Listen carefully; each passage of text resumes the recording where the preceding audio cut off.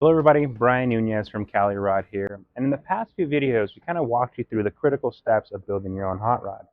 At this point you kind of know how to mock up your suspension, you've learned about brake systems, and you've even probably mocked up your engine and transmission. And now the critical step comes to the exhaust system. Now this is a project for a future time in a later series, but for now, let's get back to this.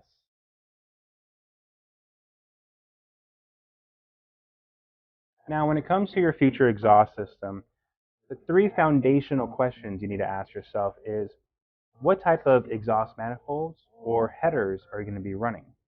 The second, what type of mufflers you're going to be running? And the last thing for your foundation can be, what type of exits are you going to be running? Or where is your exhaust system going to exit from? So now that we covered those three kind of fundamental parts, let's start with your exhaust manifolds or your headers.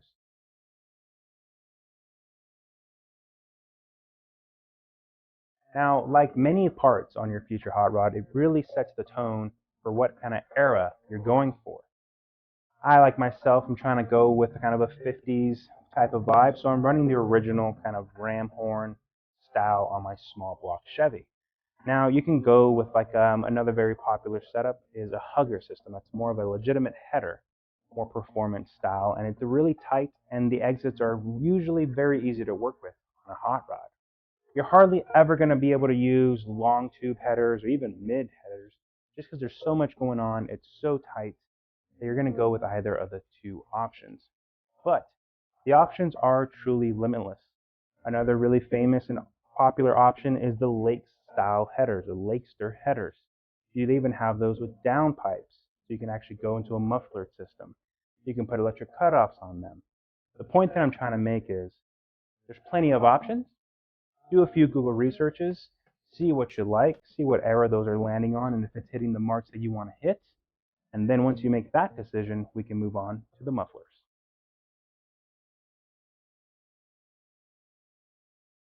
Now, when it comes to mufflers, really, you're looking at what type of space do you have.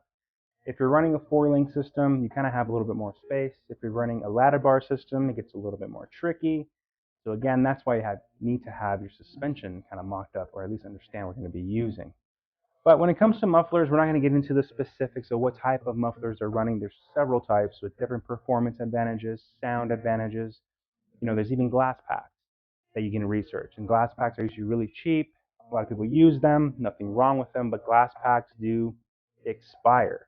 For example, if you look at glass packs, they usually don't come with any type of warranty like the other mufflers do, because the actual glass that's actually used to fill that wears out after a few months or a few thousand miles. So just keep an eye out for your mufflers. That's really all there is to say about it. It really comes up to your budget, the sound you want to get. Probably don't want anything too restrictive, but really the space that you have. So now let's talk about the exhaust exit.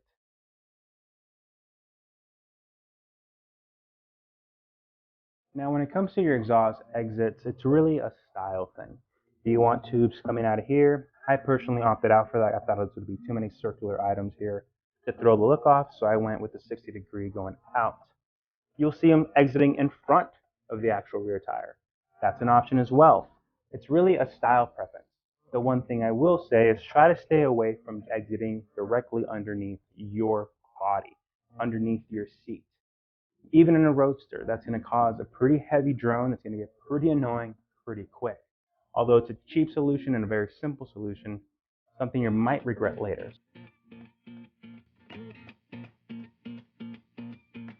So now that you have kind of the fundamentals, it's time to connect that entire system with a series of tubes. Now when it comes to your tubing, you have four different sizes that are kind of popular: 2-inch, 2 1/4, 2.5, and 3-inch. Likely on a hot rod you're going to be running 2 or 2 1/4. Now the general rule of thumb is that for every 100 horsepower you want to run 1 inch of diameter. So for example, this engine probably has 200 horsepower, if that. So I truly only need 1 inch on each side. But I'm running 2 1/4 on each side. That's 4.5 inches. That'd be 450 horsepower that my exhaust system is capable of flowing. So just a general rule of thumb there. Now the other thing you need to consider is the material. Now, Summit has a really cool guide on not only the 4 different types of materials, the costs associated with them, and the life expectancy of those materials. Now, one thing that goes hand in hand with those materials is the cheaper materials, like just your basic mild steel, comes with the cheaper style bends. Mild steel is going to come in what they call either a crush bend, where you can see literally an indentation on the corner, or a wrinkle bend that also affects the flow. Whereas your higher end stainless steels are going to be mandrel bent. Nice, smooth, good finish. Most manufacturers sent them already kind of pre-sanded and really with minimal work to get those all welded up. The last thing that goes hand in hand with that tubing is what type of welding is going to be used on them. On the lower end mild steel, MIGging it is totally fine. On the higher end stainless steel, you're going to probably want to get that TIG welded or TIG weld it yourself. Don't let that scare you. I've never TIG welded in my life and was able to complete this entire system after a few holes here and there, some test runs, but it's something that you can truly do yourself.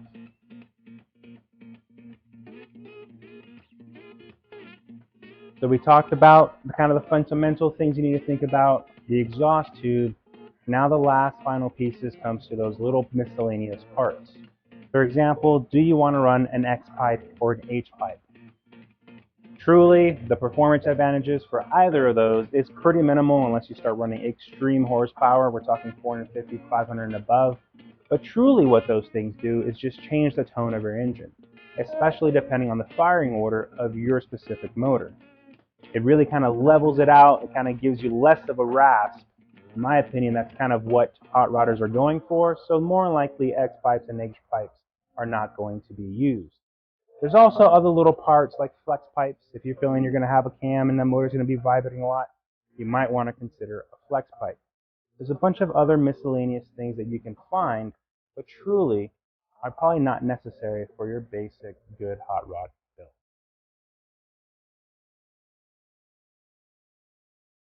So now, really it's all about planning out your exhaust system, because now you should pretty much know all the parts and components you're going to be using. Now when it comes to planning out your exhaust system, the first thing you'll want to do is interference check. You're going to want at least an inch around any potential items of it hitting or having interference with. Because believe it or not, your motor, your exhaust, vibrations, it will move. Once you kind of route your exhaust system and you're clear of any interference from suspension, chassis parts, you're going to want to start planning out your exhaust hangers. Now there's a lot of different variations of hangers. These are kind of the examples that I use. Some higher end options are these. And then you have good old basic exhaust hangers like these, which I use in the back. What you're really trying to do with these hangers is not only keep the system in its place and not let it rotate at any point, but also isolate any vibrations. Now the last and key final thing, and this is the crucial one, is keep in mind maintenance when working on your exhaust system. You're going to want to make sure that it's easy to remove your oil filter, your starter. You're going to want to make sure that your drive shaft's easy to get to. All these little things. Make sure you kind of have an idea for your emergency brake and how that's going to be wired. Keep in mind, imagine working on this thing, especially on your back on a garage floor like this one, when it comes to your exhaust system. So, that's really it. Exhaust systems can be as expensive and complicated as you want them to be, and as simple and inexpensive. You can get them all the stuff you need at your local auto parts store, AutoZone, O'Reilly's, you name it. With that, guys, I'll leave you here, and I'll see you in the next one.